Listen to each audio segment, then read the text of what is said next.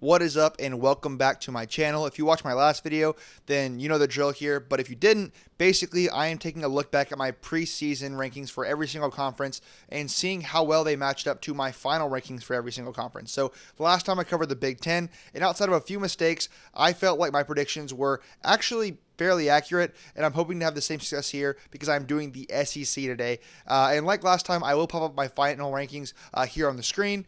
And again, this is my personal postseason rankings, and while wins and losses are definitely taken into account here, this is more based on quality of team throughout the season, since in my prediction video, I really didn't take into account schedules. It wouldn't really be fair for me to look at a team who had 2 losses to Georgia and Ole Miss and had a really hard schedule outside of that, with a team who only lost 1 game to like Boston College and had a cupcake schedule the rest of the way. That's not a real example, but just wanted to point that out before people get upset. And hey, before I get into it, please like, comment, subscribe. It would mean a lot to me and this channel. So let's go ahead and get right into it. Now, at number 16, last place, bottom of the barrel, worst of the worst, I unfortunately have Mississippi State. And Mississippi State fans, I'm not going to sugarcoat it. This season is probably going to be pretty tough for you guys. But there is a vision taking shape for the future.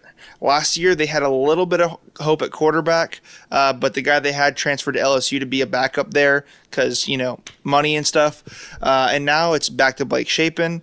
He's experienced, and he's not exactly a bad quarterback, but he's also not the kind of SEC caliber quarterback who can carry a roster full of question marks. The offense overall feels like patchwork. They didn't land a lot of huge names in the portal. They're really relying heavily on development instead of quick fixes, which I think is good for the long term. It's just not going to be good this year. The wide receiver room does have some depth, but there's not really any star power to call out. The run game is basically just hoping someone steps up. There's not really an established feature back or anything. So I don't expect fireworks on offense. It'll probably be pretty conservative with occasional shape-in scrambles or deep shots to keep defenses honest. As for the defense, there is... So when healthy, Blake Shapen actually was very solid for the Bulldogs. He did get hurt later in the season, which he's kind of been prone to do. But there was actually a few offensive standouts that I didn't really expect coming into the season. Their portal additions were actually a lot better than I expected them to be. They had a pair of transfer receivers, Brendan Thompson and Anthony Evans III, that really played out pretty nicely. And Fluff Bothwell, man, he was incredible on the ground, so they definitely did have a standout back that I didn't expect them to have. However, the patchwork alongside the offensive line did cause problems. I did call that out here in the prediction video, but that did cause problems for them. They gave up a ton of sacks, and injuries were obviously a huge part of that. But still, that was their biggest issue, I think, on offense. But overall, they were less limited than I expected them to be. Something to build around. They returned some solid contributors, and they've quietly recruited better in the front 7 than people realize. The biggest challenge is going to be depth and star power. It's more of a sum of the parts defense than one that has a couple of big monster players that other teams have to game plan around. Then there's the big picture, and that's Jeff. So defensively, they were definitely better than they were last year. However, not better enough to actually win games. Their run defense and their pass rush were both pretty rough this year, but yeah, they definitely did see some progress at least. Levy. He's a coach I actually really like long term. He's an offensive guy, but instead of patching holes with portal rental guys everywhere, he's clearly building a program identity and banking on development and banking on the future, and that is the right move for Mississippi State, but it is going to take some time realistically. This probably isn't the year for a huge leap. The quarterback just isn't dynamic enough to overcome the roster gaps. The offensive talent is thin, and the defense might be scrappy, but depth issues will show in the second half of games and probably the second half of the season. But if you are a State fan, like I said, there's hope. You'll get flashes from some of your younger guys. There's a chance to upset someone who overlooks you, and by the late season, some of the pieces that Levy is developing might start to click, so you might see some hope later in the season. So yeah, this is probably still a rebuild year. In fact, I'm almost certain it is, but it feels like a step towards building something sustainable instead of chasing quick fix portal patches that never pan out. And Yeah, and I still fully believe that. I was a bit off on them in my actual postseason rankings for Mississippi State this season. I actually had them ranked at number 12 in my final rankings, which I know is probably a little higher than most people probably have them at the end of the season. I wasn't far off on the sentiment, at least. This year was definitely a rebuild year. The Bulldogs still ended up the end of the season with only one conference win, and they finished with just 5 wins in the regular season. They did actually make a bowl game, despite not making that 6-win mark, but they did lose to Wake Forest in that bowl game. Even still, though, the season was definitely an improvement over what we saw last season. And like I said, this was never going to be a great year for them, but they definitely performed better than I and a lot of other people expected. They had some really big surprises with wins over Arizona State and Arkansas, and they competed in some other games that I did not expect them to compete in, like those games over Florida or Texas, both games that they probably almost definitely should have won. So I stand by what I said in my prediction. I think Jeff Lebby is building something really special in Starkville, but I never thought that it was going to be this year. But I think it did show a hint of what could be in Starkville. So that's pretty much what I got for Mississippi State. At number 15, I have the Kentucky Wildcats. Now, Kentucky is basically starting over on offense this year completely. They keep just 2 starters from last season, and almost every other spot is going to be filled by new faces or transfers.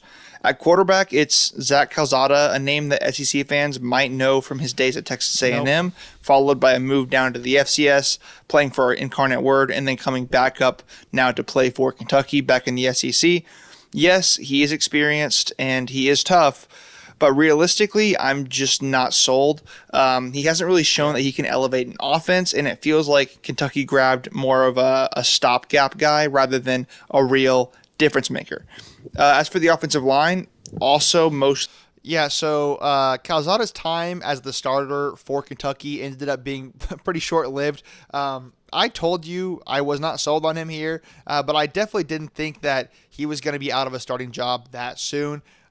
Instead, it was Cutter Boley who ended up being their guy this season, and he sparked some life into that offense, honestly, even if he did throw, I think, too many interceptions. And while Kentucky fans had some reason for hope under Boley for next season, that hope was pretty quickly extinguished when he later decided to transfer. So he's not there anymore. Rebuilt. There's some raw talent there, but it's going to take some time for them to gel, and without elite skill players to bail them out, they're going to have to improve to just be average. They're going to need a lot of improvement quickly to be just average. As for the skill position, again, nothing jumps off the page here. They added a few pieces through the portal, but it's not like they're bringing in proven SEC playmakers or anything.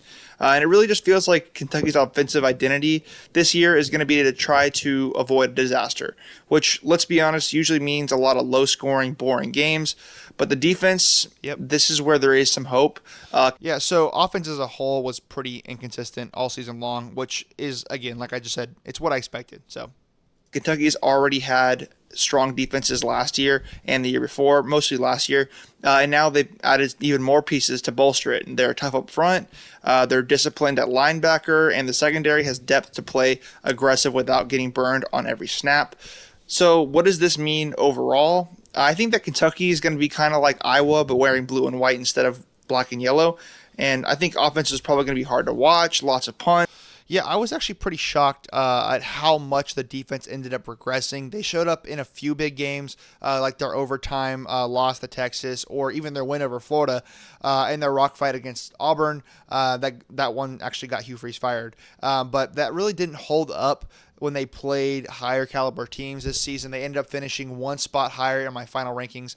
They were number 14 there compared to 15 in my preseason rankings. So I was actually pretty spot on with Kentucky. Maybe a fluke big play or something here and there, and defense is going to be what keeps them in games, forces turnovers, makes opposing quarterbacks look worse than they actually are. They're probably going to pull off an upset somewhere just by dragging someone else into a rock fight, but over the course of the season, without a real offensive spark, it's hard to see them finishing higher than the bottom quarter of the conference. Yeah, they didn't. They played a bit better on offense than I expected, but they played a pretty good amount worse than I expected on defense. That landed them a losing season with only 5 wins. They missed their bowl eligibility, and they have a new head coach. So out with Mark Stoops, and in comes Will Stein. 14, I have the Arkansas Razorbacks. Arkansas basically hit the reset button on offense outside of Taylor Green. It's almost all new faces and transfers. Could it work? Sure. Could it be a disaster? Also sure. Taylor Green has legit tools. He's huge, he's fast, and he can keep a drive alive when everything else breaks down. And we saw flashes of him last year where he looked absolutely unstoppable, especially when he was able to get things into a rhythm through the air and on the ground. But here's the thing. He's also inconsistent. Sometimes the deep ball wasn't there. Sometimes he forced throws. Sometimes he disappeared for a quarter or two. That inconsistency is what keeps him from being a truly elite SEC quarterback right now. And around him, it's basically a whole new offense. New starting receivers, highlighted by Omega Blake, who admittedly is a really talented player who has a lot of big playability.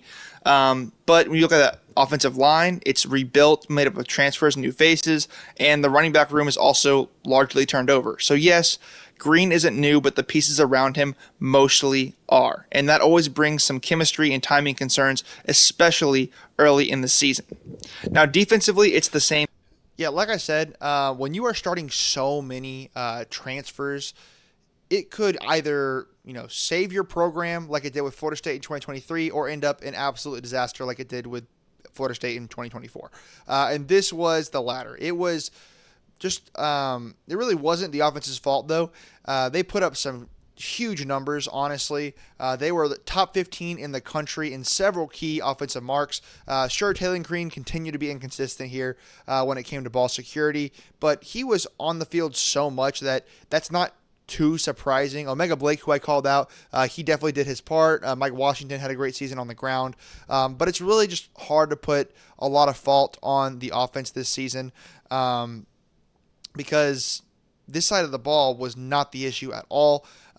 They are kind of what kept them in so many games and kept so many games close as well. So the side of the ball that we're going to talk about next is what really did them in. So let's go ahead and talk about that. Story. New scheme, a bunch of transfers filling gaps, and a real depth concern when it comes to the linebacker core and up front. Coaching is the X factor, though. Sam Pittman Yeah, I kind of just fully brushed past defense there in my prediction. But that really ended up being the most important group on the team, and not in a good way at all. They were the worst defense in the SEC, one of the worst in the entire country. They were terrible in almost every single defensive metric that you can think of. They were terrible on third down. They were terrible at generating pressure, terrible at stopping the run, terrible at stopping the pass. Pretty much every team that played them was able to move the ball however they wanted to, no matter what, whatever strategy they wanted to use. They could just make every drive, basically score on almost every single drive. So yeah, they were a terrible, terrible group this year, which is sad because the offense was so good. To see this defense pull them down like this, it reminded me a lot of what LSU was like under Jaden Daniels, but to like an even worse degree. Those offensive lines, and he'll need every bit of that expertise to get this new group serviceable quickly. And Bobby Petrino calling plays on that offense will not be boring. Expect motion, creative sets, and the occasional what was that trick play. The most realistic outlook for Arkansas will probably be an up and down year. They'll lose games when Green's inconsistency shows up and when the defense gets gashed, but they could also scare and even upset better opponents when Green is locked in and Petrino's game plan is clicking. Not really. It's not a steady rebuild. It's more like rolling the dice and hoping it all gels fast. The bottom line is that Taylor Green is not new, but the challenge for Arkansas is getting consistency week in and week out, quarterback play while everyone else around him is brand new. At number 3. Yeah, so unfortunately, the season was pretty much all down and no ups. There were no crazy upsets for Arkansas this season. Instead, their only 2 wins came in their first 2 games of the season against Alabama A&M and Arkansas State. So no conference wins or Power 4 wins of any kind this season. It's kind of shocking because they were in an abundance of close one-score games, 7 to be exact, and a lot of those being against pretty quality opponents, but they just could not close out any of those games. Those one-score opponents included teams like Ole Miss, Texas A&M, Tennessee, LSU, and the list goes on and on and on. So this train wreck of a season ended up being enough to get Sam Pittman fired during the season. And since Bobby Petrino didn't right the ship whenever he took over, Arkansas brought in Ryan Silverfield from Memphis as the head coach for next season. I'm not really thrilled about that hire, but that's something we will get into in the future, and we'll see how that pans out. As for where Arkansas ended up in my postseason rankings, they were actually dead last, which isn't too far from where I have them here in the preseason. I expected a lot of inconsistency, and the possibility that this season would be a disaster was definitely on my mind here, but I didn't expect the defense to be this bad, nor did I expect them to lose all 7 one-score games that they played in. But yeah, so super rough season for the Razorbacks. There's really no silver lining on the season. I guess Taylor Green was really good and the offense was really good. So at least you only have one side of the ball to really fix, but still, there's a lot of work to be done there.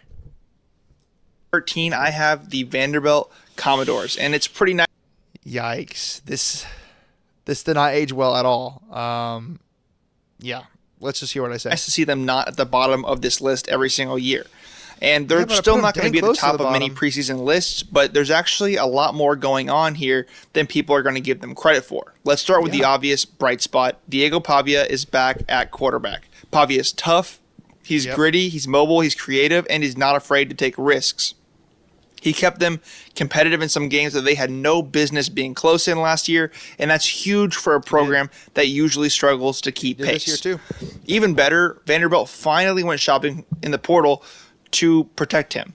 They brought in some offensive linemen, and while it won't suddenly make them an elite unit, it should keep Pavia upright a little bit more often. Last year, the O-line was one of the biggest issues. Shoring that up even a little bit can make the offense look very different. At tight end, Eli Stowers returns, which is Pavia's favorite target, and genuinely a solid SEC tight end. That connection should remain the heartbeat of this passing game. The receiver room is still a question mark. They brought in some guys through the portal that are pretty solid, but there really isn't a proven wide receiver one outside of Stowers at tight end. It really feels like a more of a committee approach rather than a star-led group, which can work but usually caps explosive play potential. As running back, it's a similar story. Some pieces, but no standout name that makes defenses nervous. The real wild card here is Clark Lee stepping back from directly calling the defense. The scheme will likely stay pretty. We'll talk about that in a second, but yeah, I actually called out a lot of the right reasons that Vanderbilt would be good, but I just underestimated them as to how good they would be. I didn't realize how much this team would scale. Pavia went from being a really solid quarterback to and like a really good story to being the runner-up for the Heisman Trophy. The O-line made massive strides when it came to protection and run blocking. Eli Stowers continued to scale and become one of the best tight ends in the country. In fact, he won the John Mackey Award, which is given to the best tight end in the country. And there were other guys in that room that stepped up as well. So, that he was not the only target Pavia had to throw to, at least. Guys like Trey Richardson, Junior Sherrill, just some really important pieces here. And on the ground, Cedric Alexander and Young, they just really stepped up as well to create a very, very balanced offense that they didn't have last season. So a lot of players stepped up that I wasn't expecting, and that led to them outperforming my expectations. Similar, but it's going to free Clark Lee to manage the team as a whole and might help him with some of those in-game decisions. Depth is always going to be a concern at Vandy, but the cornerback room is surprisingly decent by Vanderbilt standards, enough to slow down teams that rely purely on the pass. And safety is a weak spot, and the defensive front doesn't really have the star power, so expect them to struggle against teams that can run the ball right at them. But big picture, Yeah, so defense actually did end up being their biggest weakness this season. They definitely were better than they were last season, but that lack of depth that I called out, it did show up against better teams. Their rush defense ended up being a lot better than I expected, although they really didn't have too many players who posed much of a threat on the ground, at least. But even when they did, they were able to contain. They were just much more susceptible to getting beat over the top than anything. So while I expected Vanderbilt's ground game to be their weakness, it actually ended up being their secondary. Or I meant like stopping the ground game. I thought it would be their weakness. It actually ended up being their secondary. I do think Clark Lee stepping down from defensive play calling ended up being a good thing overall for the team, though, because the defense saw positive progression and the rest of the team did as well. So I think that it was probably a good decision to have him step down from there. Vanderbilt isn't likely to shock the SEC in the same way that they did last year. No one's going to overlook them in the same way, but they're quietly tougher than they were a few years ago. They played spoiler a couple of times, and with Pavia's mobility plus a slightly improved line, they may catch a few teams napping. The ceiling isn't super high, but the floor might be a little higher than people might think. They're still going to be near the bottom, but they're scrappier now. Less of a free win on the schedule and more of a team that you actually have to game plan for. Yep. Bottom line, Vanderbilt is not built to win shootouts, but they could absolutely ruin someone else's season with one upset. And for a program still fighting to climb out of the SEC basement, that's definitely something to be proud of. At number 12. Yeah, so I was obviously super off here. Vanderbilt was ready to compete with the big boys, and they almost snagged a playoff spot, actually. I thought that they might be slightly better than they were last year, but I assumed that the other teams would be more prepared for them this year, wouldn't be caught off guard, but obviously I was wrong. They took a massive step forward, much like Indiana did, obviously not to the same scale, but in a similar vein of a team that's like never been really good and then all of a sudden becomes really good. So I think Vanderbilt is a legit SEC contender and is here to stay. I will not be doubting them next year. They are already making big recruiting moves that we haven't seen at Vanderbilt in a long time or really ever. They flipped that 5-star quarterback from Georgia. So obviously that's a huge move. Clark Lee is also there to stay, which is huge for the Commodores. There was some talks of him maybe leaving in the middle of the season, but they locked him down. They had their best season in program history, winning 10 games in the regular season, including a dominant win over their rival Tennessee. Now, they did lose in the bowl game, but it's a bowl game, so whatever. They finished number 5 in my final SEC rankings, which is obviously a lot better than I had them here at number 13 in my preseason rankings. But I will not make that mistake again. I'm about to ruffle some feathers because I have the Missouri Tigers. Missouri is a team that could either quietly overachieve or fall completely flat on their face. And it all starts and maybe ends with the quarterback room. Missouri lost Brady Cook, who wasn't a superstar, but he gave them stability. And now they have Bo Pribula from Penn State, who he can run the ball, sure, genuinely a good athlete, but he hasn't shown to be a good enough passer to make defenses fear him.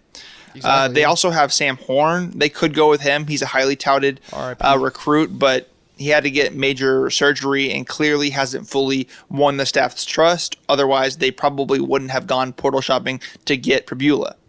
In short, I feel like Missouri doesn't fully believe either guy is the answer. And in the SEC, if you don't have a solid plan at quarterback, that usually spells out trouble. But what about the skill positions? They lost Luther Burden, and there isn't really a true wide receiver one that's coming in who can replace him and fill in those shoes. They added some solid guys, a couple of transfer running backs, but nobody jumps off the page as a game changer. The one exception is tight end Brett Norfleet, who returns for what I expect to be his breakout season. Yeah. Expect him to be featured quite a bit, kind of like a safety valve in this passing game. He was good. As for the offensive line, I wouldn't say it's a huge strength. They've got some experience back, but overall, it's a pretty average SEC unit, and average might not be good enough if the quarterback play is shaky and if they don't have elite receivers to take the pressure off. Now, the good news here is the defense. Missouri actually returned. Yeah, so I actually feel super vindicated about my Missouri take here. A lot of people, when I talked to them in person, fully disagreed with my placement of Missouri on this list. But I think we got out of them pretty much what I expected to get out of them. Like I said, a lot of Missouri's success would be dependent on the quarterback position, and I was not even optimistic about the options they had. I'm not very optimistic about the options they had, at least. And while injuries did play a major factor in the quarterback position journey for Missouri, we never really got great quarterback play out of any of the guys that started. Pabula, he played for most of this season, and as expected, he had the legs, but he really struggled to throw the ball and make decisions in the passing game. And the freshman, Matt Zollers, he showed some hope, but he was never going to shine this year. And then obviously, Horn, he ended up getting hurt and really early in the season and didn't get to really play much, so we didn't really see a lot out of him. Now, I was wrong about some of those skill players. Ahmed Hardy, he was one of the best running backs in the country and was a finalist for the Doak Walker Award, so they definitely had a standout at running back. He was just a total machine. And Kevin Coleman Jr., he was a really solid wide receiver as well. Brett Norfleet, he was super solid, but he did not break out like I expected him to. Earns a lot of experience on a defense that was already pretty good, and they added a few potentially high impact transfers. The defense should have a really solid front, be a really hard team to run against. The linebackers are tough, and there's leadership in the secondary. I don't really see this defense being totally dominant or anything, but it should absolutely keep Missouri in games, and in the SEC, that is sometimes enough to grind you out ugly wins. I think the vibe around Missouri right now feels a lot like solid defense and with an offense. Yeah, the defense finished the season in the top 20. They definitely did keep them in plenty of games. They were number 10 in run defense and number 17 in pass defense. I expected their run defense to be better than their secondary, so that wasn't super surprising. So they did really end up relying on their defense while their offense got attacked together, and that ended up working out for them in most games. Hoping to be competent. They might frustrate teams with that defense, but it's going to be hard for them to put up big numbers, I think. And if the quarterback situation doesn't sort itself out quickly, they could have a lot of 3-and-outs and really struggle to score. That being said, a lot of people are a lot higher on Missouri than I am, probably because of what they brought in from the portal and the belief in the coaching staff, because I could definitely see a path where Pabula finds confidence and adds a dangerous run threat. Norfleet emerges as an elite tight end, and the defense holds up, giving the offense time to figure itself out.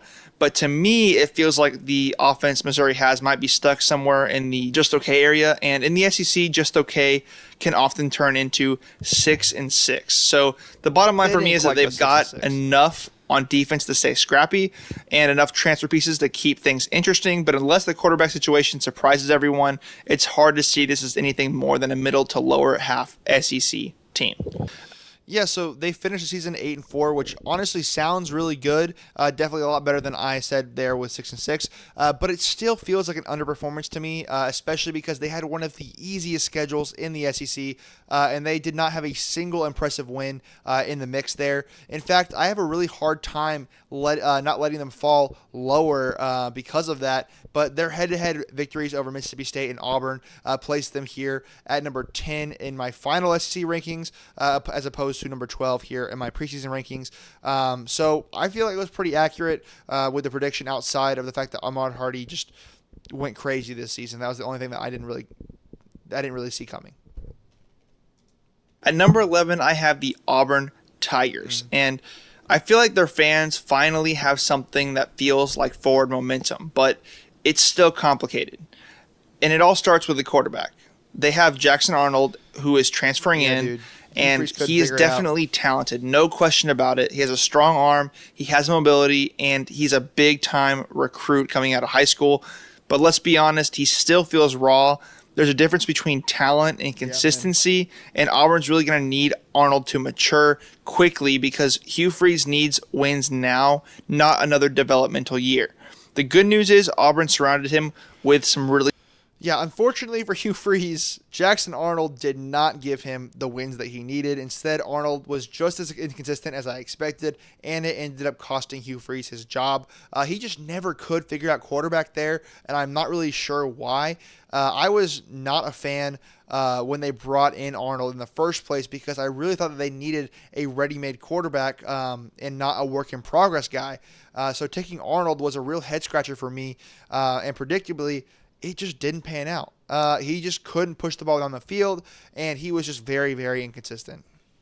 Solid weapons. They brought in several new receivers from the portal to pair with Cam Coleman, who was already a freak show and one of the most exciting young receivers in the league. The most notable transfer in is Yeah, he Eric didn't pan out, really. Singleton, Eric who Singleton didn't really who will pan out. definitely be a really solid wide receiver 2 Cam and Coleman stretch was the great, field. but- He performed really, really well at Georgia Tech when he was there. But still, I think the wide receiver room is not elite yet, but it does definitely look competitive. And that alone is a huge step forward for an offense that struggled to throw the ball consistently last year. As for the offensive line, the interior is strong and experienced, and I think that really matters. It really helps establish the run game and gives Arnold a clean pocket to step up in, something that he didn't have when he was at Oklahoma, so that might cause him to have a better performance. The tackles are still a bit of a question, so don't be shocked if Auburn has games where edge rushers cause problems. But the bigger offensive concern for me is running back.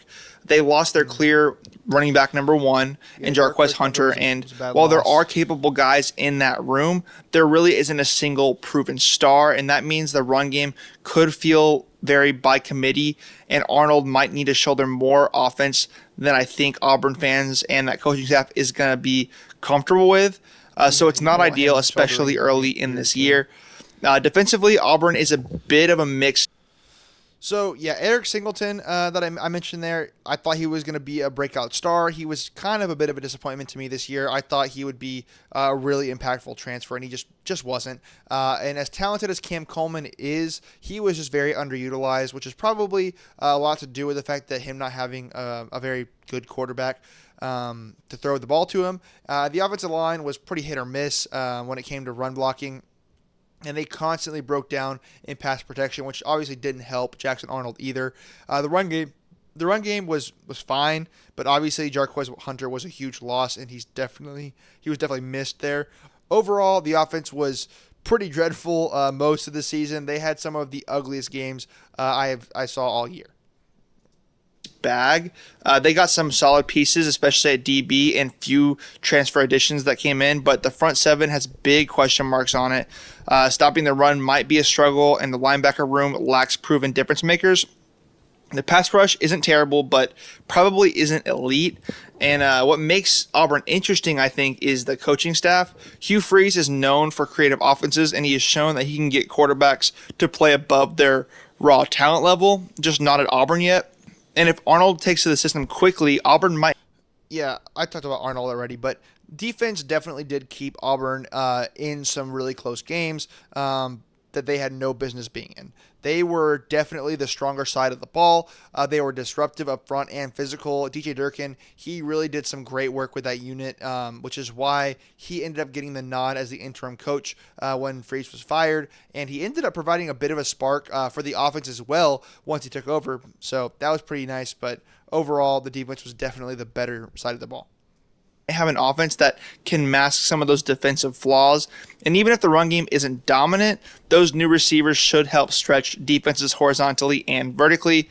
So realistically, Auburn, I don't think is ready to compete for the SEC title, but this is definitely the most balanced roster they've had since Freeze took over. They have a quarterback with real upside, better receivers than in recent years, solid interior offensive line. There's a lot of good things. So bottom line, it's probably not a breakout year, but Auburn fans should finally see an offense with life and creativity and a defense that, while not elite, won't get completely steamrolled. And that's real progress. It sets the stage for a bigger leap in the next year or two. Yeah, so even though I actually had Auburn in the same place in my final rankings as my preseason rankings, I feel like I was really off on the sentiment of why that was the case. I thought Hugh Freeze would be able to squeeze the potential out of Jackson Arnold a little bit more to mask what I thought was going to be defensive flaws, when in reality the defense was attempting to mask Arnold's flaws at quarterback. They lacked the balance that I expected them to have when looking at their roster. And I just had a little too much faith in what Cam Coleman and Eric Singleton Jr. would be able to bring to the table here. But like I said, they were just really underutilized. And as for their actual record, they're another team that ended up finishing with a losing record, including losses to both their rivals, Alabama and Georgia. Although they played both teams very closely, they had some pretty good games, but they didn't end up winning, so it doesn't really matter. They don't really have any impressive wins unless you want to count that win over Baylor to start the season, which I don't. After seeing what Baylor did the rest of the season, they were not very good. So they were just another team that had plenty of close calls throughout the season, but they were really, really bad at closing out games. They choked several games away that they had a real shot at winning. They lost to Kentucky, which ended up being the straw that broke the camel's back to get Hugh Freeze fired. But now they have Alex Golesh, who's coming in at head coach, which I think might be the best hire of the cycle. So brighter days should be ahead. And I don't really expect Golesh to have as much of a problem finding a competent quarterback as much as Freeze did. So that's definitely nice and optimistic thinking for Auburn fans in the future. Number 10, I have the Tennessee Volunteers. Tennessee heads into 2025 with a lot of question marks, and it feels like the Vols are teetering between solid and sliding back in the pack. But let's start with the elephant in the room. Nico Iamaleava is gone, and that is a huge blow. He was supposed to be the face of the program, the quarterback who keeps them near the top of the SEC, so losing him changes the entire ceiling for this team. But what less people are talking about is who they brought in to replace him. Joey Aguilar. Aguilar might not be Nico, but he also isn't some random plug-and-play player either. Statistically, he actually had a better year than Nico did last season. Though it was against weaker competition, I'll give you that. He's experienced, he's pretty steady, he's unlikely to completely melt down, he's quick, he's got a quick release, he can extend plays, and he brings decent mobility. So it's not a disaster at quarterback, but it is a step back from what Tennessee fans were hoping for. The bigger problem here is what's around him. Yeah, I mean, I was one of the few people that was pretty optimistic about Aguilar coming into this season. A lot of Tennessee fans kind of wrote the season off because they thought Aguilar was going to be a wash. But after seeing how Aguilar played this season at Tennessee and then looking over and seeing how Iamaleava performed at UCLA, I think Aguilar was not a step back at all. I think he played much better than Iamaleava did at UCLA and even what he did last year. So I had a lot of faith in Aguilar to be a serviceable quarterback for the Vols this year, and I felt like he was bound to be, even though this was bound to be a rebuild year for the Vols, Aguilar performed even better than I expected. He was definitely not the reason Tennessee was not able to perform. Sure, he had far too many interceptions, but he could sling the rock better than a lot of other quarterbacks in the country, especially in the SEC. They lost Dylan Sampson, who was their star running back and an engine for this offense. The wide receiver room is thin and young, and there's no proven wide receiver one who scares defenses. Several guys with potential, but they haven't done it yet on Saturdays. And the offensive line was already shaky, and they're still trying to plug some of those holes. Depth is definitely a concern, and what this unit does could limit everything else they want to do offensively. All that means is that Tennessee might struggle to do what they've done best under Josh Heupel, and that's play fast, spread you out, and score in bunches. Defensively, I also have a lot of concern. Yeah, so some of the guys on offense really stepped up. Chris Braswell III was a huge part of this team for the Vols this season through the air. And while Deshaun Bishop is no Dylan Sampson, he still got it done on the ground. But I hit the nail on the head when I talked about the offensive line. It was very leaky. They lacked depth, especially against equal or better competition. And as usual under Heupel, that Tennessee offense looked pretty lethal against inferior opponents, but they kind of wilted against better teams. And until the offensive line gains depth, experience, and size, they will continue to have that issue with Heupel there. It's not because of what talent they have, but because of what's going on with the talent on and off the field. Boo Carter is supposed to be a huge part of this defense, but he's not showing up to workouts, so he might not play. McCoy was their best DB and one of the best in the country, but he's recovering from an ACL injury, so we have no idea if he's going to be healthy enough to play or play at 100%. And that's on top of losing their best defensive player in James Pierce Jr. to the NFL. However, they do have depth up front. The defensive line and secondary both look solid. The linebacker room is probably the biggest question mark here. It's not awful, but it's also not proven or deep. The defense probably won't be elite, but it should be at least good enough to keep them in games, especially against teams that also have flaws. Yeah, basically, Tennessee does not look like a team that is going to totally collapse. The floor. So Tennessee's defense really ended up struggling without Jamal McCoy for the whole year. That secondary had some issues. Boo Carter, he also had some issues all year. So Tennessee was stretched pretty thin on defense, especially in the secondary. It was a young and inexperienced unit that had a massive tackling problem. And they let some teams that weren't used to scoring so much all season put up a lot of points on them. Definitely not a unit that kept Tennessee in games like I expected. And don't even get me started here on special teams because I don't talk about it in my prediction. But, dude, the kicker struggled mightily this season and cost Tennessee several games. The Georgia game and the Oklahoma game at the very least.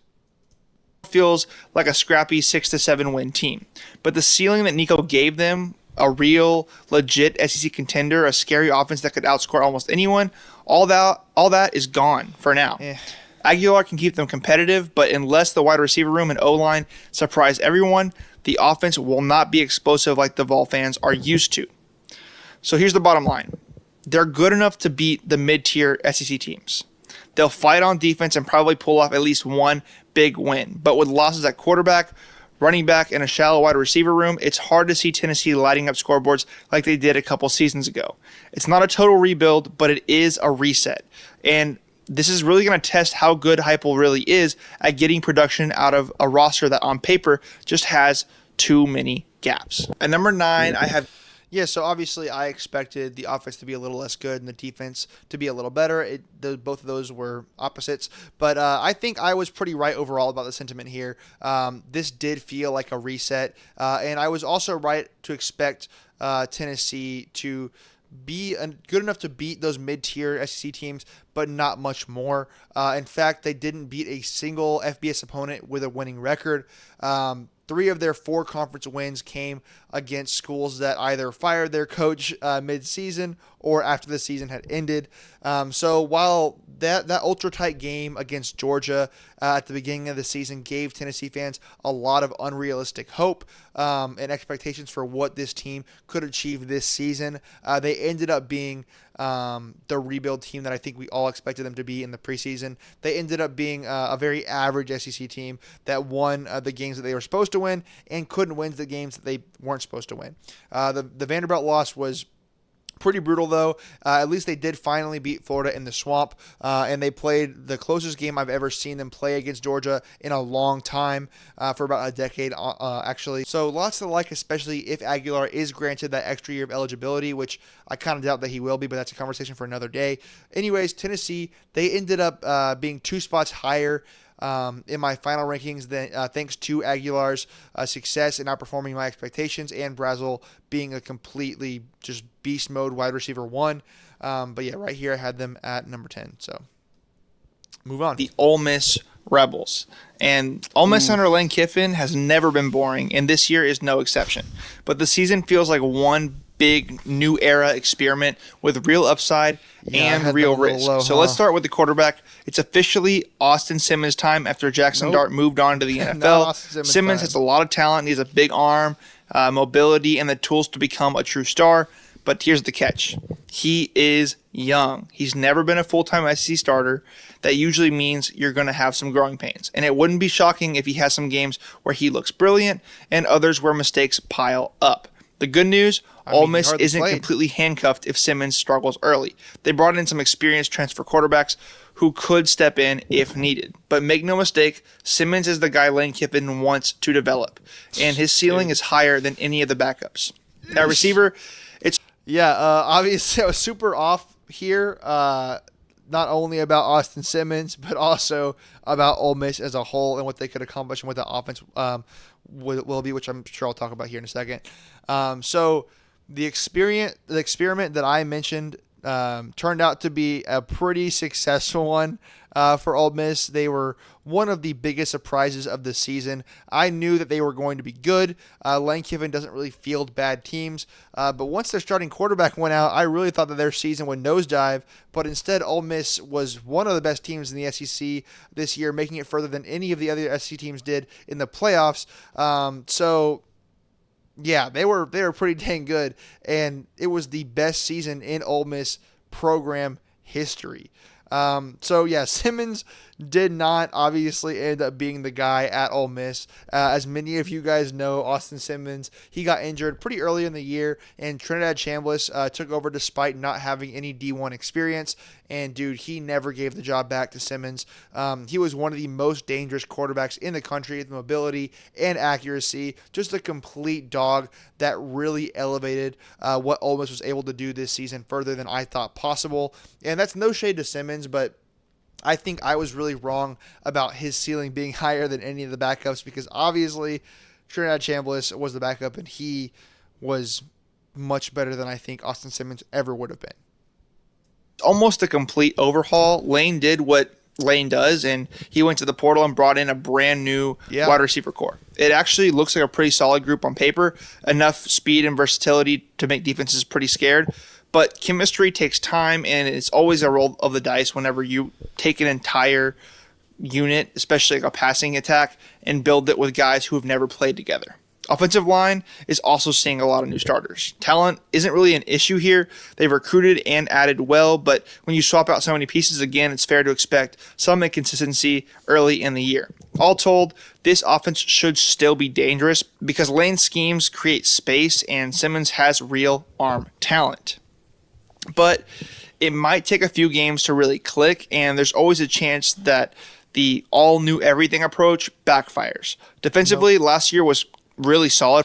Yeah, so Lane did what Lane does, like I said, and he put together another explosive offense with the guys that he ended up having on that roster. The receiver room didn't have any standout guys, but the ball got spread out pretty effectively, and they had a pretty good they're pretty good through the air and super good on the ground.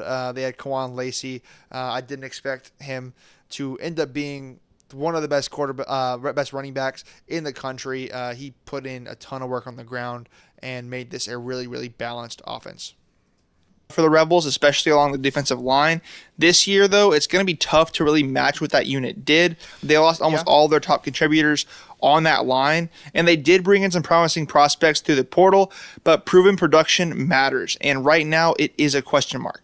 The good news is they still have Suntrain Perkins, who is a legit difference maker, and he can anchor that defense. The secondary also took some hits with departures. They still have some experienced guys back, but losing proven starters often means more blown coverages and big plays allowed, especially early on.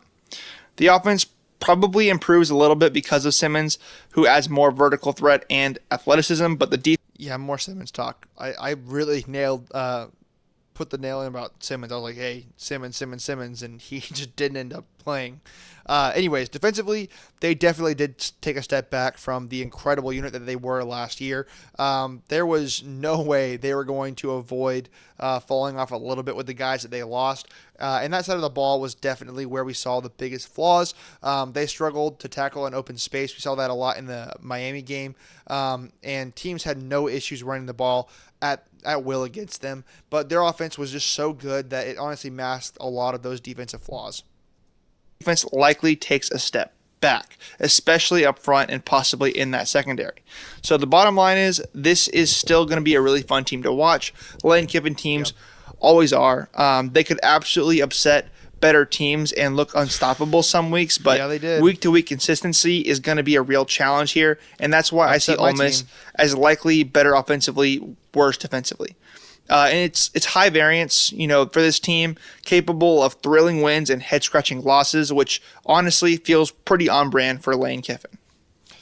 Yeah, I was right. They got better offensively, and they ended up getting worse defensively. But that was not super hard to see coming. I guess it may have been a little harder to see coming that they were going to be better offensively. They had Jackson Dart, and they had some guys there last year. But still, I think it is really crazy that this team made it further than last year's team with how loaded they were last year. But this team just ended up having it all together. They had a good run, an easier schedule. So obviously there is the elephant in the room here with Lane's ugly exit from Ole Miss before the school's playoff run.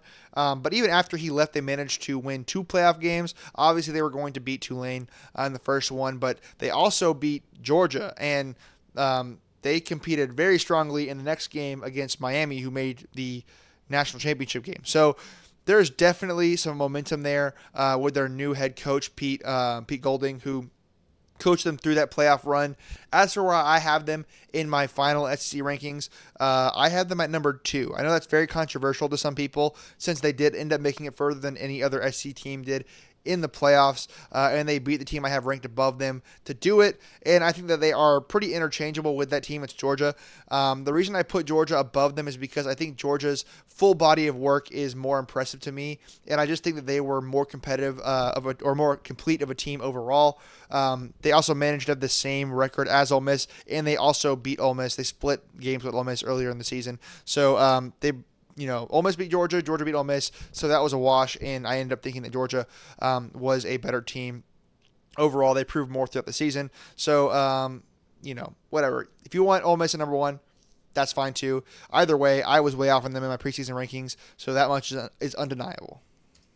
At number 8, I have South Carolina, and that might be low for some people, but I think South Carolina is kind of in an odd spot this year because they have one thing I really, really like and a lot of other things that worry me. So let's start with the thing that I really, really like, and that is Lenore Sellers at quarterback. He is the real deal. People are talking about him as a possible Heisman candidate, and I can absolutely see that.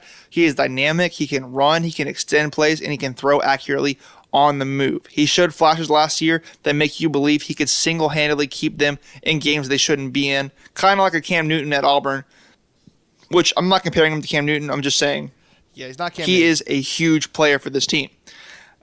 Sellers gives them a spark that few other teams in the bottom half of the SEC can match. But here's the problem. He's going to have to do almost everything. Last year's offense wasn't great, and they lost 2 of their biggest weapons. Rocket Sanders at running back, who added power and balance to this ground game, he's gone. Josh Simon, a tight end who was often Sellers' security blanket on third downs, he's gone.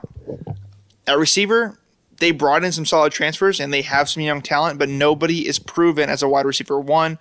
There's depth, but that ceiling feels pretty low. There's more solid college guys than real stars.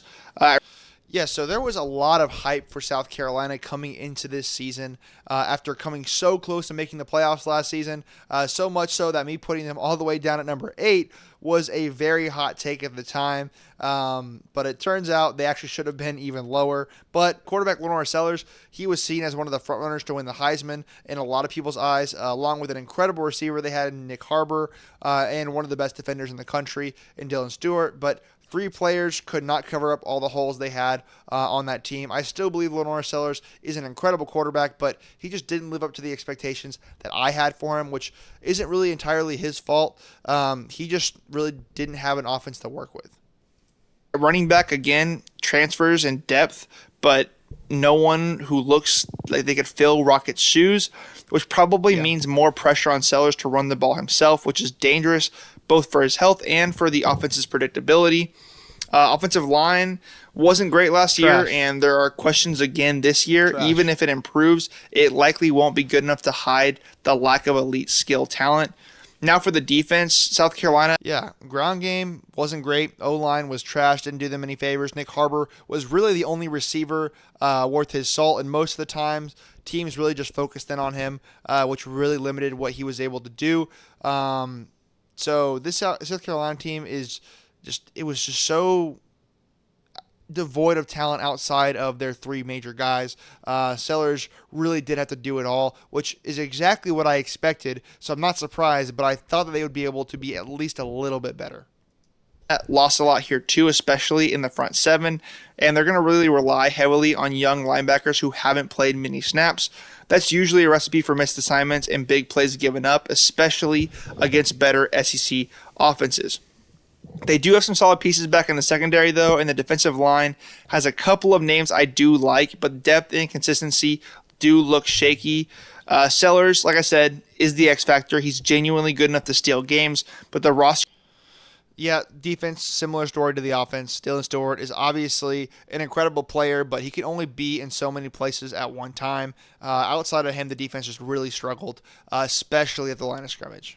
Around him has too many, maybe this transfer pans out or maybe this young guy steps up to really feel confident. On offense, losing Rocket Sanders and Josh Simon means defenses can key in on Sellers, meaning he might not be as productive.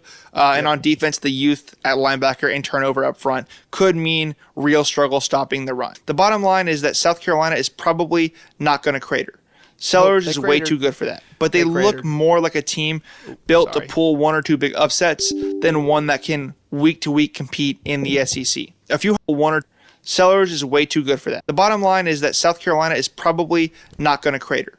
Sellers is way too good for that. But they look more like a team built to pull one or two big upsets than one that can week to week compete in the SEC. A few highlight wins, maybe some fun seller moments, but the roster gaps likely keep them firmly in the middle to lower half of this conference. It's a fun but flawed team, and it all comes down to just how much Sellers can carry on his shoulders.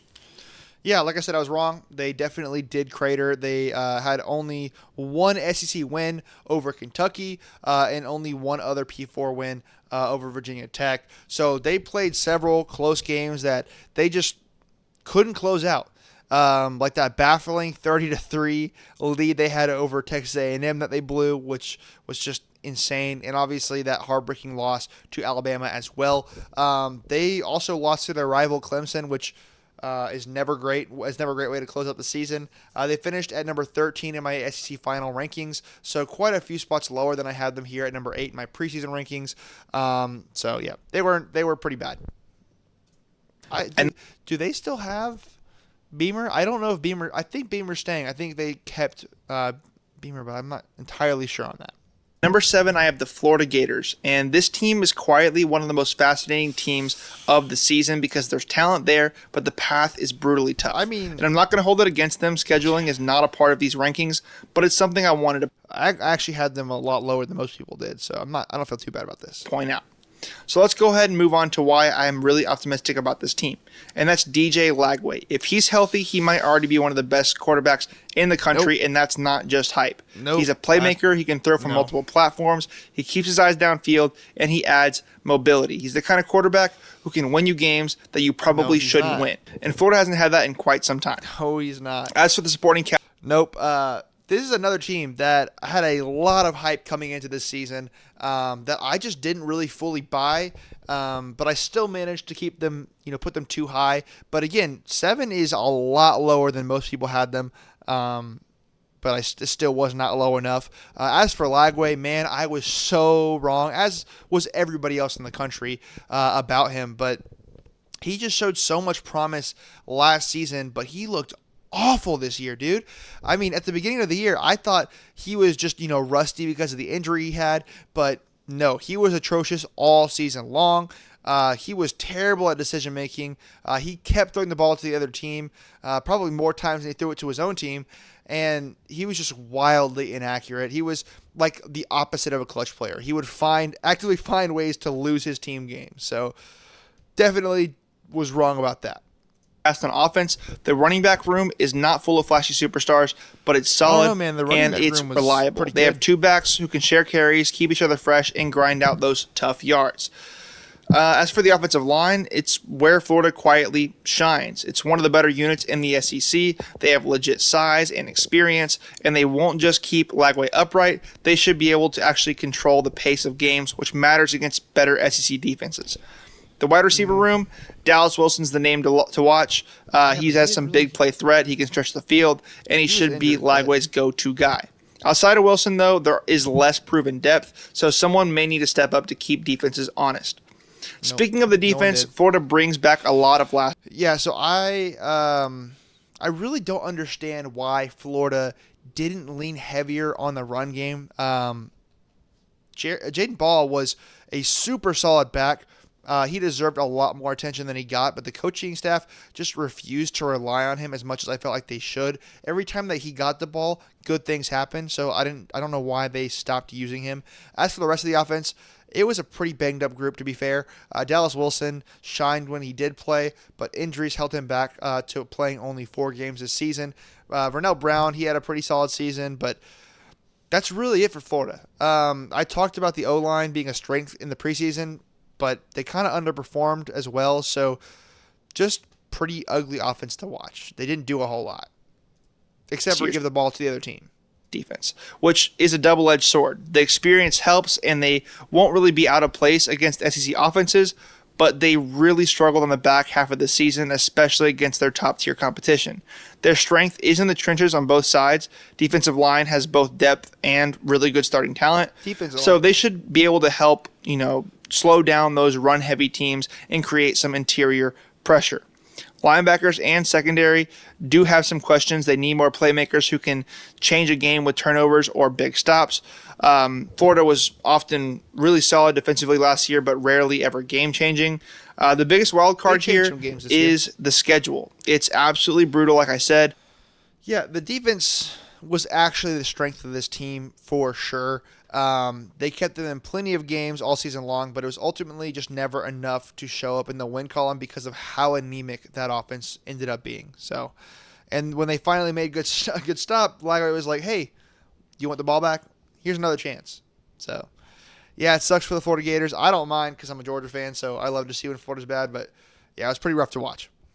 Multiple playoff caliber teams, nasty road trips, and no real soft spot to catch their breath. So even if Florida is better on the field, their record might not fully reflect that. They did have a brutal bottom schedule, line is Florida is legitimately better, especially at quarterback and in the trenches. Nope. The question really isn't, are they improved? It's whether the improvement is enough to show up in the win column, given how hard the schedule is. And if the wide receiver room steps up and the defense finds a couple new playmakers, Florida could surprise a lot of people. If not, they'll still be competitive, but might not end up being one of those playoff teams. They'll probably end up being, the best 7-5 team in the country. It's a team with a real bite, but also real questions that only Saturdays can answer. But if you can guarantee me health at the quarterback position, I would have this team as high up as number 5. In fact, that's where I had them for most of the time I made this list.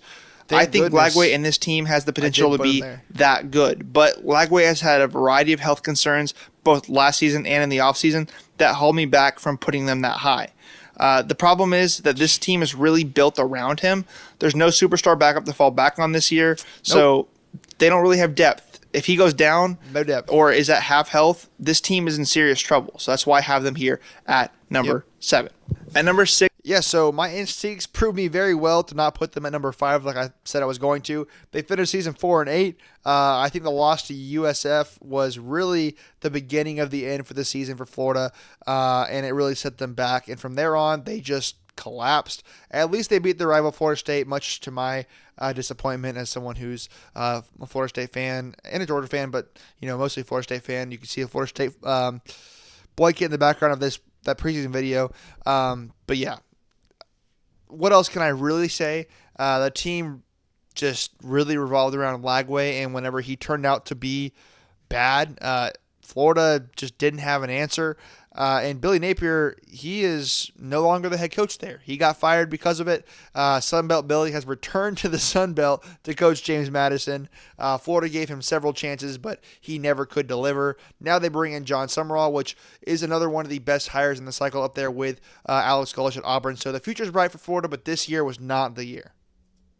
I have the Oklahoma Sooners, and they are a really fascinating team this year because the roster has real upside, but also glaring unknowns that could swing this season either way. Let's start with what excites me, and that's John Mateer at quarterback, who might honestly be the single best transfer addition in the entire SEC, maybe the entire country. This guy can run, he can throw on the move, and he can attack defenses in multiple ways. He adds an extra layer to the offense that Oklahoma has not seen in a long time.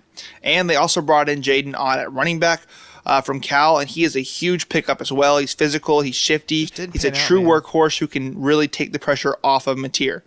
Those two put together instantly make Oklahoma's offense look a lot more dynamic and balanced than they were last year.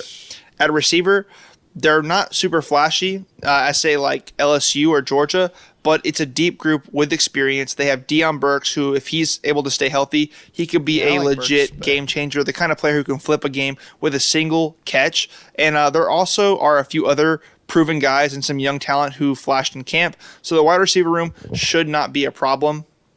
But then we get to the biggest question mark, and I'm sure everyone watching this probably knows it's the offensive line. It was terrible last year, genuinely one of the worst among all power teams. And Oklahoma tried to fix it with adding multiple transfers, and on paper, they did add some experience and some size. But the question is, does that actually translate? Because you can't fully scheme around a leaky offensive line, especially in the SEC where defenses are nasty. If the O-line even improves to being just average, the offense could really be tough to stop. Mateer's mobility helps mask some of those issues, and Ott is good enough to turn small holes into really big gains. So I have a lot of optimism about this offense. It's just all up to whether the O-line can hold up. Now the defense is... Yeah, so Oklahoma actually ended up falling only one spot lower on my final season rankings. I had them here in my preseason rankings. I have them at number 7 in my final rankings, and here they are number 6. And despite having them placed at roughly the right spot, I definitely overestimated their offensive strengths. I, like many others, bought fully into the John Mateer hype. And to be fair, I think that he may very well have met those expectations had he not injured his throwing hand earlier in the season. I think that really affected his game down the stretch. But he didn't explode like I thought that he would, and neither did Jay Knott. In fact, the ground game for Oklahoma was just really bad, just MIA. Just didn't exist, really. The passing attack was better, but it wasn't anything super special. There was virtually no deep threat there, but there was several guys that had decent seasons. Yes, the offensive line, it was better, but still there's a lot to work on. They weren't great. They got exposed on several occasions, which did not do any favors to Mateer or the running backs I mentioned, so we still got to work on that. Surprisingly positive this year. Yes, they lost some players, but I actually think this defense will be better than a lot of people give it credit for. Probably one of the better units in the conference. Strong defensive ends and linebackers who can bring pressure. The defensive line, while maybe not elite, should be solid enough to keep them from getting bullied up front. Super tough and the secondary, they have some holes from departures, but there's talent and a few key returners that give hope for solid coverage. Basically, I think Oklahoma added some real difference makers on offense. The defense should be better than people might realize, but this... Yeah, I was very right about the defense. It was obviously a massive strength for them this year.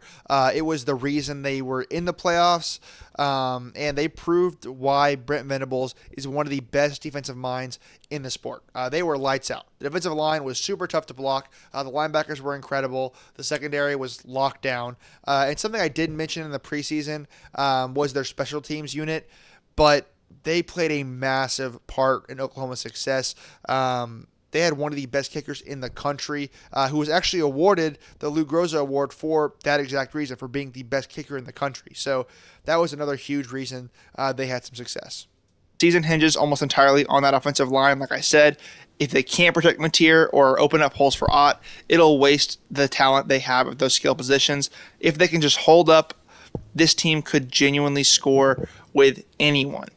Bottom line, Oklahoma is built like a classic high-ceiling, low-floor team. If the transfers pan out, especially on the offensive line, they could be one of the most dangerous teams in the conference, maybe even push in the top 5 by midseason. But if the line stays bad, it won't matter how good John Mateer or Jay Knott are. Either way, they're going to be fun to watch, and probably in a lot of games that come down to the final drive. They were a team that was rarely fun to watch. They didn't score a lot of points, but their defense was so good that they were able to make it to the playoffs anyways. And they ended up going 10-2 in the regular season. They did lose their first game in the playoffs to Alabama, and they had a brutal loss to the rival Texas earlier in the season. But still, a very successful season for the Sooners, despite a pretty ineffective offense, especially when you look at how difficult their schedule that they had was. Just barely cracking my top 5 is Texas A&M. And they're a team that always seems to be right there on the cusp, just about to jump over the edge and be a really elite team, but they never end up getting it done. This year, it feels like another moment where on paper, everything is lined up for them to make that jump, but it really comes down to how they execute and how it plays out on the field. First up, let's talk about the offense. Marcel Reed is back, and the kid is the real deal. He's a dual threat guy, legit passer, and he's comfortable throwing on the move. What really makes him scary is that he can extend plays, bring you deep, and simply keep drives alive with his legs. The Aggies didn't just stop there, though. They went and got KC Concepcion from NC State, who's the dynamic, do-it-all receiver. Baller, dude. He should be Just a really baller. great for them. Great after the catch. He can play slot or outside and pairs beautifully with the other wide receiver talent they already have on campus. In the running back room, they're stacked. They're experienced, physical, and they should be able to take some of that pressure off of Reed, especially since Reed himself is a running threat. As for the offensive line, genuinely looks really good on paper. They have both size and returning experience, plus a few younger guys who could really step up. And they should be good enough to give Reed time and create lanes for the running backs. All this adds up to what could be a very fun, very effective offense, maybe even one of the best in the SEC if it all comes together. But it's Texas A&M, so there's always going to be a but. Yeah, Texas A&M ended up having one of my favorite rosters in the entire country. I think all the players I called out proved their worth pretty emphatically, and some of the ones that I didn't also proved their worth. Casey Concepcion, Ashton Bethel Roman, Mario Craver, they were a three-headed monster at wide receiver. Le'Veon Moss was electric when he wasn't injured, and even when he was, Ruben Owens played solid in his absence. And of course, Marcel Reed was one of my favorite players, favorite quarterbacks in the country. He had some incredible plays through the air and on the ground. So this offense was just electric, man. I've no real negative. I'll talk about some things later on which kind of cost them their season at the end of it. But dude, their offense was, in my opinion, one of the most dangerous, even in the playoffs. I thought that they had a real chance to make it all the way. They ran into Miami. They ran into the Miami, and I'll talk about that game in a second. But yeah, they had an incredible offense. Defense is going to be the question mark here. Last season, the defense was downright frustrating. They had big talent, but they were wildly inconsistent, and they struggled to generate pressure. They got burned in coverage, and at times they just couldn't stop the run. Pass rush in particular was pretty underwhelming despite having some individual talent. Here's where it gets interesting, though. Mike Elko is not new to the Aggies, but as a head coach, he is reportedly taking direct control of the defense. Elko knows how to build it tough, disciplined defense, he did. but it's not going to flip overnight. So it still comes down to new guys stepping up, transfer additions making an immediate impact, and better communication across the board. If Elko can just get them to be solid, not even elite, just solid, the offense could carry them into contender status. So bottom line here is that Texas A&M has the pieces to be really, really good. Yeah, I think Mike Elko, dude, I think him taking over that defense was actually massively successful for A&M. Really, really fun group to watch. The D-line somehow was just as good, if not better, than they were last season, despite losing 3 guys to the NFL. Cassius Howell, in particular, was a monster this season. The linebackers were also a strength for this team, and the secondary was really good as well. So you pair that with the offense. The team was just a god squad on paper, but their biggest problem was just that they couldn't be consistent. They had a lot of inconsistencies, man. This might remind people of what Jaden Daniels and LSU look like. Explosive, creative, dangerous at every level. But if the defense is even half as shaky as it was last year, it'll keep them stuck as good but not great. This is a prove-it year for them. They finally have a coach in Elko who feels like the right culture fit. And they have a legit quarterback in Reed, and they have skill talent all over the place. If the defense improves, watch out. If it doesn't, Aggies fans might be left wondering what more it takes. Yeah, and the defense did improve. But let's go back to the inconsistency thing because I really want to hit home on that because that's really what cost them their season. Some days the offense showed up and the defense didn't, and some days the defense dominated but the offense just was sluggish. It served them well to be able to win so many games in so many different ways, but that lack of consistency really hurt them at the end of the season. I felt like they started to really lose steam in the last few games of the season. That first kind of showed up in that game against South Carolina where they were down 30-3 at halftime before they mounted the biggest comeback in program history. Then they lost to their rival Texas at the end of the season, which kept them out of the SEC championship game. And then they lost a super ugly, low-scoring game against Miami in the playoffs. I know it was windy, but dude, the score was just gross. Still, It was a historic season for the Aggies. They went 11-1 in making the playoffs before losing in that first round. So at some points in the season, I thought that they were the best team in the country. They were body bagging teams left and right. And that early win against Notre Dame was super impressive to me, especially after seeing what Notre Dame became later on in the season. But they just could not sustain the momentum at the end of the season. They finished number 3 in my final SEC rankings, just a few spots higher than I had them here at number 5 in my preseason rankings.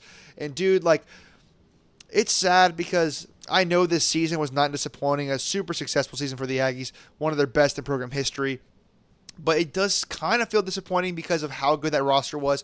They really were good enough to be in the national championship game, and they didn't get past the first round. But they played a team that ended up making it to the semifinals, so what can you do? At number 4, I have Alabama. The Crimson Tide are always interesting because even when there are clear question marks, it feels like they are never truly out of the mix. Will that continue under Kalen DeBoer now that Nick Saban's been gone? Who knows? But this year there are some more new changes. Starting out with Ty Simpson at quarterback. He's not a total unknown. We've seen some flashes, but he's more of a traditional pocket passer compared to Jalen Milroe. He's still athletic enough to move, though. He doesn't really have the same game-breaking running ability that Milroe had, but what he can do is operate the offense more efficiently and get the ball out quicker and potentially be more consistent in the intermediate passing game, which is huge for this team because last year they often lived and died by Milroe's hero ball. They did bring in offensive coordinator Ryan Grubb. He's reuniting with Kalen DeBoer. He was on that same staff that made it to the national championship with DeBoer.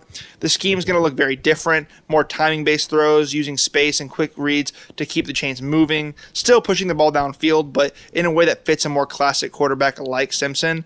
As for the skill positions, they're pretty loaded. Wide receiver room looks legit. Obviously, they have Ryan Smith still. Some real burners on the outside and sure-handed route guys inside.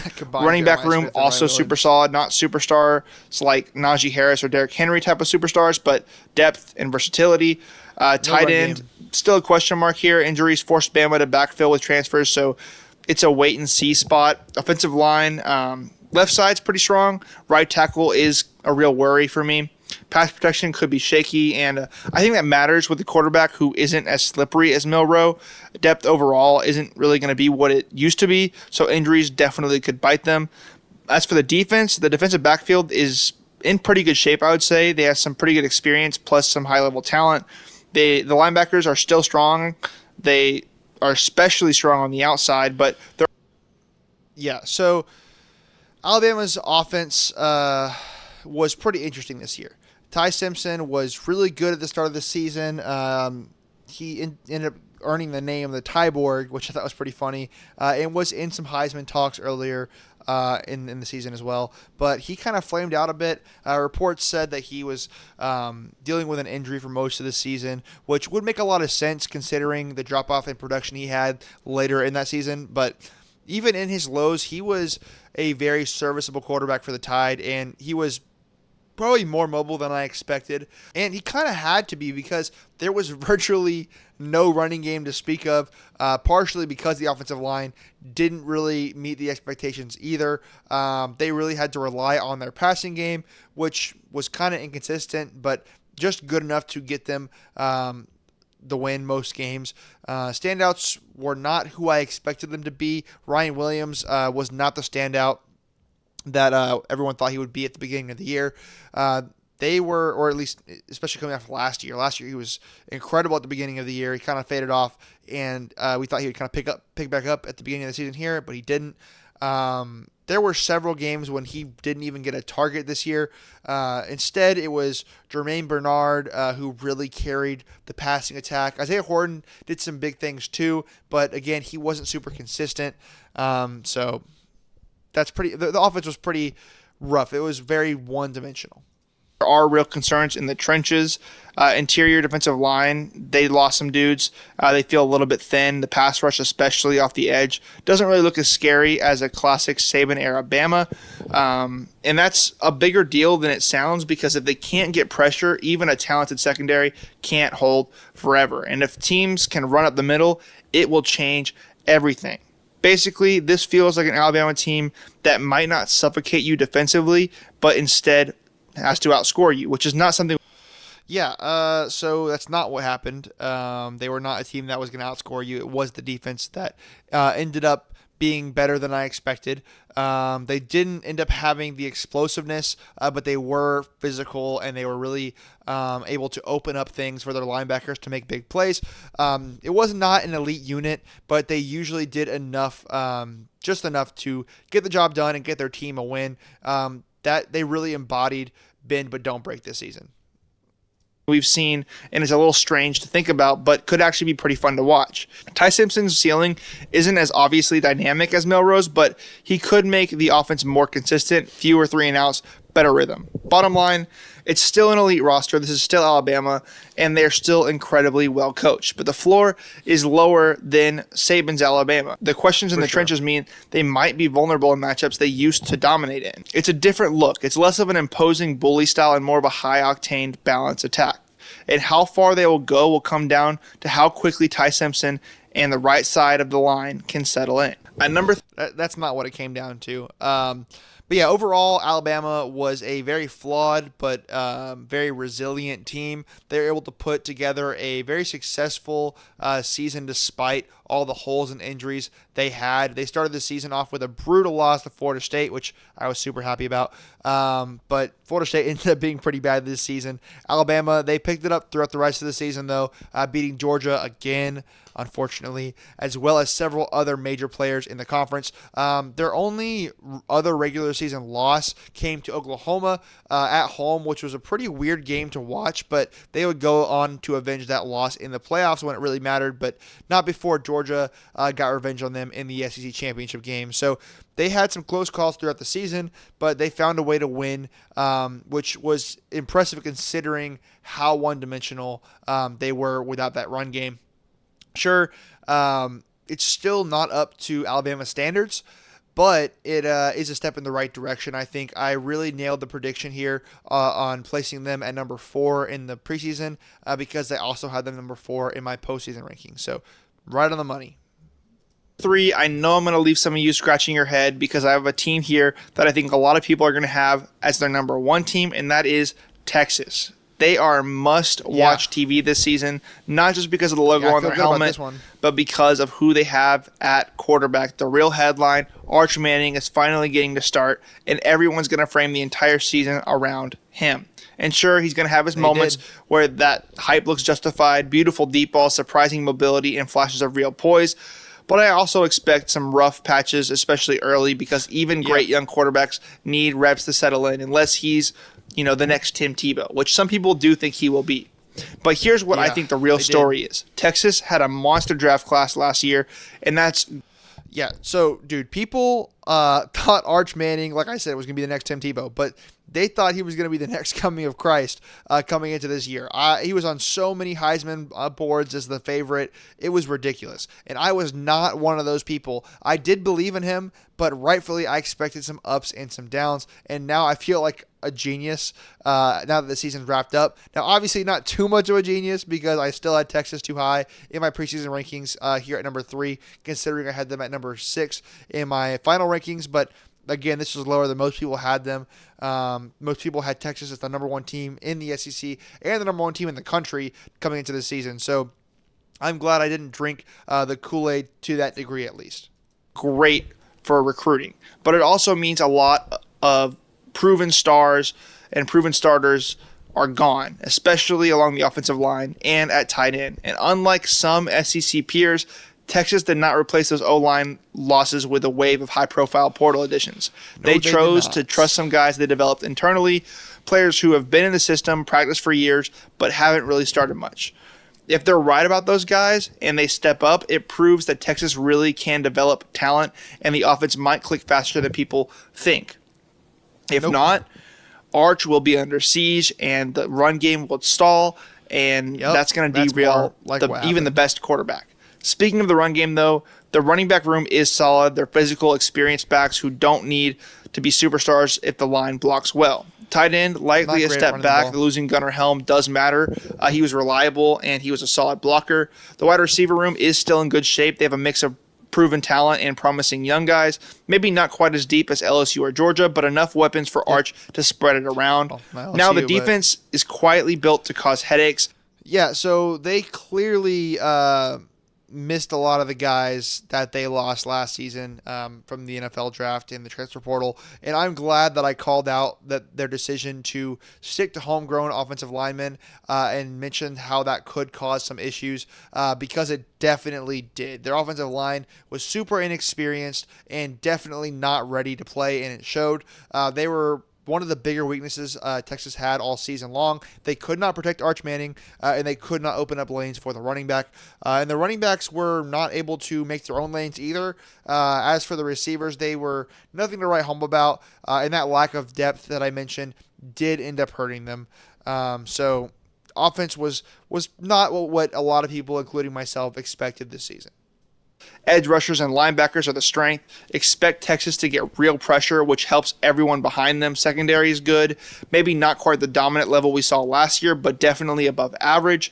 And losing a few pieces definitely hurts, but there's definitely still enough talent here that I don't expect that to collapse by any measure. Basically, I think this season is not really about is Arch good. He probably will be. And no, he won't be. But anyways, I hit the nail on the head with the defense, right on the money. They were great up front, just like I expected. They had the number 10 rush defense in the country, and they were second in the country at generating sacks. So they ended up being super disruptive, but as I expected, they were solid in the secondary, but not quite elite, and they had some issues specifically at the safety position. And at least he eventually definitely will be, I think. It's more about whether Texas as a whole program is ready. Arch, I just said in the video, and I paused it, but I was saying that Arch probably will be good this season, or at least he will be eventually. And I do think that he did show flashes at the end of the season. I don't want to take away from that. So he just wasn't good throughout the duration of the season, but he did pick it up a little bit at the end. Ready to step up from being just really talented to being truly elite. They're betting big on development and culture over flashy portal fixes, which I do like. If it pays off, they could be playoff level good this year, national championship level good this year. If it doesn't, they'll still be dangerous, but maybe stuck as a top 10 team that can't quite finish the job.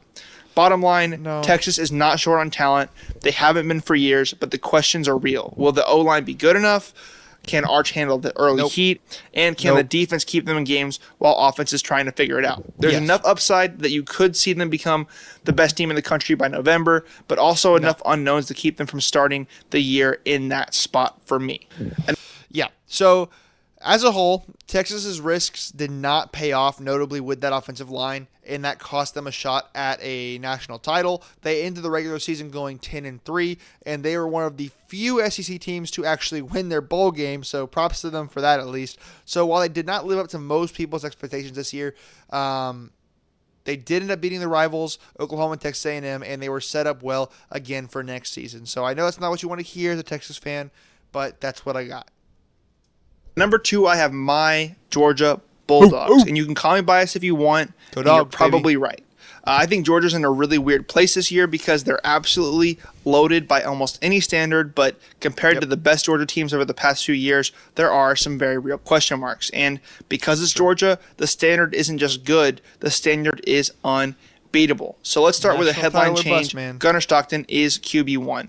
He's not Carson Beck, but he's more athletic and he's more comfortable as a true dual-threat quarterback. And I think that he actually fits better with what Mike Bobo wants to run for this offense. Definitely. And that's more design QB runs, more RPO looks, and more rollouts to simplify reads. The chemistry between Stockton and Bobo matters because they've worked together a lot already. Stockton does not need to learn a whole new system from scratch. He already knows what Bobo wants to do. And this is why I actually like Stockton more than I liked Beck. Beck had better arm talent, sure, but Stockton adds something that Georgia missed last year, and that's the ability to make plays when the pocket breaks down. And there were a lot of broken pockets last year because of the offensive line, which is the biggest question mark on the entire team. They lost starters in the line, was already bad by Georgia standards. So if they're adding in these new players, is it going to be better? They struggled in pass pro last year. They didn't create enough push in the run game. So these new starters could help. but they're still mostly unproven, and Georgia's offensive success really depends on whether this group can give Stockton time to open holes. The run game, they have Nate Frazier. He's definitely a name to watch. Yeah, so I actually feel really good about how my Gunnar Stockton prediction panned out. He ended up being better than Carson Beck, I think, especially in that Mike Bobo system.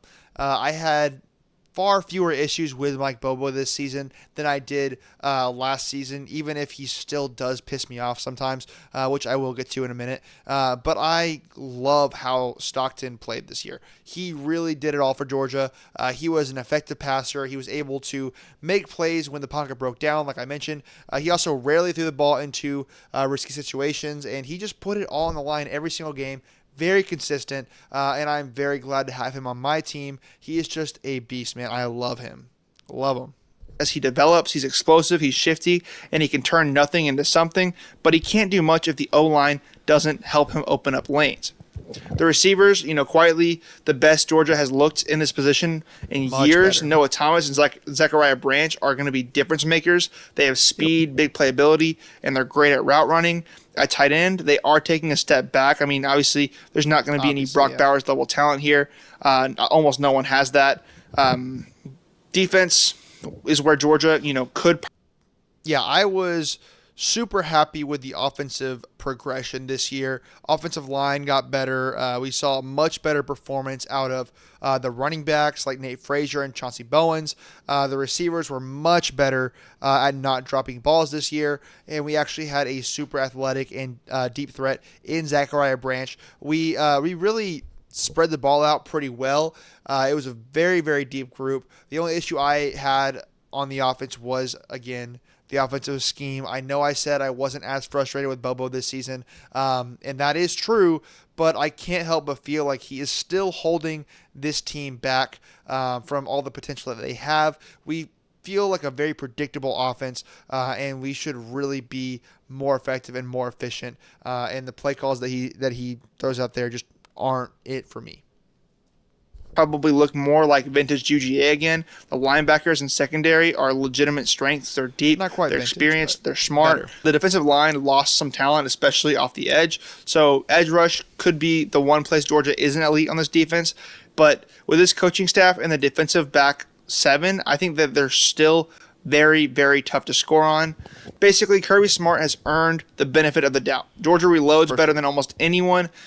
Kirby could probably build a top 10 defense out of a Waffle House staff, so I'm not really worried there.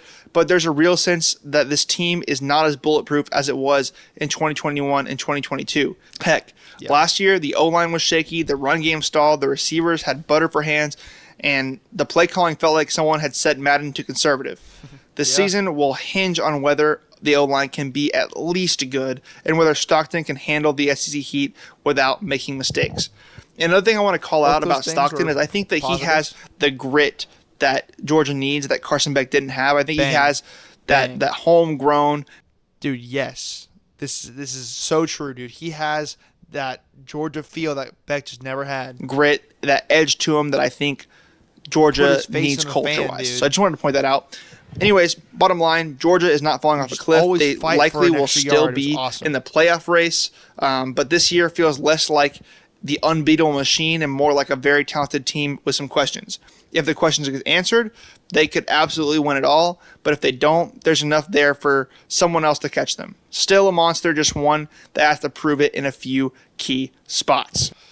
Yeah, dude, defense was really fun to watch. They got better throughout the season, obviously. They were a bit inexperienced, but they just kept fighting and kept chopping wood, as Kirby Smart says, and they became a really, really great unit towards the back half of the season. At the start of the season, they really struggled to get pressure or disrupt quarterbacks, and the secondary was super, super vulnerable.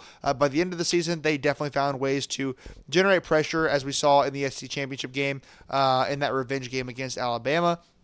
And they finished the season as the number 4 rush defense in the country. So secondary still struggled a bit and was ultimately the downfall of this team.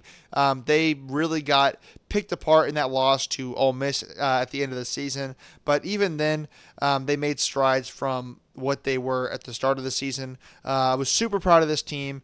Their ability to respond in big moments was almost unmatched. They had so many close games that they closed out perfectly, and they were just so well and balanced on offense and on defense. Obviously, their roster was littered with talent, and the staff really squeezed every ounce of juice out of those guys.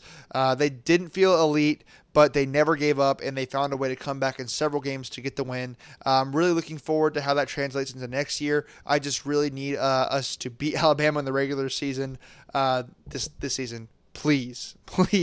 Anyways, they finished number 1 in my final season rankings for the SEC. I had them at number 2 here in the preseason, so not too shabby from a prediction side of things. I will say, obviously, the expectation at Georgia is national championship or bust, and I do feel like us losing to Ole Miss really blew our opportunity, because I think if we had beaten Ole Miss, I do think we would have beaten Miami. Now, do I think we would have beaten Indiana? I don't know. Indiana was really, really good this season, so probably not. I don't think we would have won it all, but it was pretty heartbreaking to lose to Ole Miss and miss out on a chance to beat Carson Beck in the playoffs, which I absolutely think we would have, but we'll never know. And that leaves us with one more team. The number 1 team in the SEC, for my money, is the LSU Tigers. And this might just be the year that they make that serious playoff push, and it all starts with... Nope. I have to stop it right there. I drank the LSU Kool-Aid, and I drank a lot of it. It's not a good look. In fact, I'm pretty sure I had them either in or winning the national championship this year. So, yeah, that was a bad prediction. But let's continuity at the quarterback position paired with real firepower. Let's start with Garrett Nussmeier. What I love about him is that it's not just arm talent, which he does have. It's also about how he reads defenses and how he stands tall even when the pocket collapses. And let's be real, this is a potential Heisman season for him if he makes the jump. Most people think that he can. And here's why I think this team could be special. For one, they brought in the number 2. No, Nussmeier drastically underdelivered, dude. I am honestly not even sure why either. I mean, he went from super efficient quarterback last season to just complete dud out of nowhere. To my knowledge, there was no injury. He was just so far out of the Heisman conversation that I said that he would be in. It's not even funny, dude. He wasn't even close to a Heisman ballot. It's yeah, it was disappointing. Portal class. And they didn't just bring in these depth pieces. They brought in difference makers. Barry Brown at wide receiver is electric, a game breaker who can turn screens into 60-yard touchdowns. And the wide receiver room looks absolutely reloaded, which is scary when you're pairing that with a quarterback as confident and accurate as Nussmeier. The biggest question mark here is the offensive line. They added talent, but again, gelling takes time. Even if they're average to good, Nussmeier has the skill players to carve up defenses, but if they struggle to protect him, suddenly those weapons don't matter as much. In the running game, I really like Caden Durham. He showed some flashes last season. The real question is going to be, can he stay healthy and become a true feature back? If he does, the O-line, comes together, then I think LSU has a really balanced offense that's even harder to defend. As for the defense, this is where the whole season is going to hinge, because LSU fans know. I wish I could redact my preseason video like the government redacted the Epstein files, and just take out all the places that I was like, oh yeah, it's going to be a great offense, and just put terrible. I wish I could just rewrite the history of making this video, because it's embarrassing. That number 2 portal class, those difference makers, they did not end up making the difference that I expected them to at all. I mean, Barry Brown was technically their wide receiver 1, I guess, but there really wasn't much to love about any of the receivers. The run game was just MIA completely. The offensive line didn't do them any favors either. They couldn't move the ball to save their lives. It honestly was super embarrassing just how inept this offense was. They were not even a shell of what I expected them to be. Just gross, dude. Just a gross offense. So, from recent history, that they can have an explosive defense but can be held back by a defense that just can't get stops. This year, they have more talent, but still a lot of new and unproven guys. The front seven is bolstered by transfers and young guys who could be stars or could be inconsistent. They brought in guys in that defense like Patrick Payton, who add explosiveness off the edge and just true leadership. The secondary should be improved, but again, a lot of this is on paper. Basically, LSU isn't just a fun team on paper. They're actually... Yeah, no. Defensively, they were actually a lot better. That's the unit that really saved them from total disaster, although I do classify this season as a disaster for LSU. But anyways, the defense kept them in a lot of games that their offense just tried desperately to take them out of. Built to win. If the defense turns from liability to even pretty good and the O-line becomes serviceable, Nussmeier and this wide receiver room can go toe-to-toe with anyone. But they're still LSU. There will be wild games, big plays, maybe even a crazy upset win or two. But this might finally be the year they put it all together and become a legit playoff threat. Nope. They were far from a playoff threat. They ended the season 7-5 with a loss to Houston to close out the season in their bowl game. They were number 9 in my final SEC rankings, and that is a far cry from where I had them here at the number 1 spot in the preseason. I believe, like I said, I predicted LSU, I think, to win the national championship game, so they definitely did not do that. And obviously, Brian Kelly got fired during the season, which led to one of the craziest coaching scenes I have seen since really watching the sport. But now they do have Lane Kiffin, who is, the hoe that is Lane Kiffin. Who knows how long he's going to be there. But while he is there, I do expect him to find some success. So, yeah. So that is a look back at my 2025 SEC predictions. I do not think I did quite as good as I did with my Big Ten rankings, but I still feel like I hit the nail on the head with several teams. So anyway, stay tuned to my next video where I break down my predictions from another major conference. See you next time. Peace.